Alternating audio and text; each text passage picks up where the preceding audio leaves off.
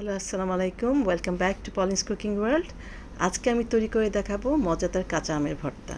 আর এখন তো কাঁচা আমের সিজন, খুব সহজেই এটা অ্যাভেলেবেল।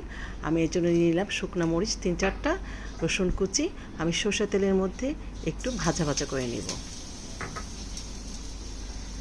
আর আমগুলিকে আমি ছিলে একদম কুচি করে নিব। আপনার যার যেরকম ইচ্ছা, আপনার চাইলে এটাকে একদম থেতো করে নিতেও পারেন। তো আমি এখানে কুচি করে নিয়েছি। আর এই রসুন তেলের মধ্যে যে ভাজলাম আমি শুকনো মরিচ আর রসুন তার সাথে দিয়ে দিলাম পরিমাণ মতো লবণ, দিয়ে দিব পুদিনা পাতার কুচি, চিনিটা হচ্ছে আপনাদের পছন্দ মতো, যার যতটুকু মিষ্টি খেতে ইচ্ছা পছন্দ ততটুকু।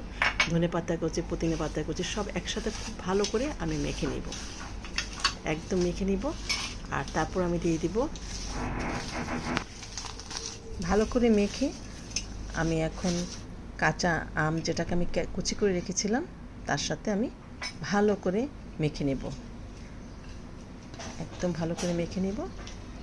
আর এই সিজনে, এই গরমের সিজনে এই টক মিষ্টি কাঁচা আমের ভর্তা সবারই অনেক প্রিয়, একদম জিভে জল আসার মতো। আর এই সিজনটাতে আমরা ওয়েট করে থাকি কখন কাঁচা আম পাবো আর মজার কাঁচা আমের ভর্তা খাবো। তো ভিউয়ার্স, আপনারা কিন্তু খুব সহজে এই ভর্তাটা তৈরি করতে পারবেন। আর তাই আমিও একটু শেয়ার করে নিলাম, যেহেতু আমি আজকে বানাচ্ছি।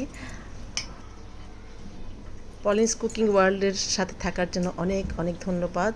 নতুন কোনো রেসিপি নিয়ে চলে আসবো আবার সামনে। সেই পর্যন্ত সবাই অনেক বেশি ভালো থাকবেন। আল্লাহ হাফেজ।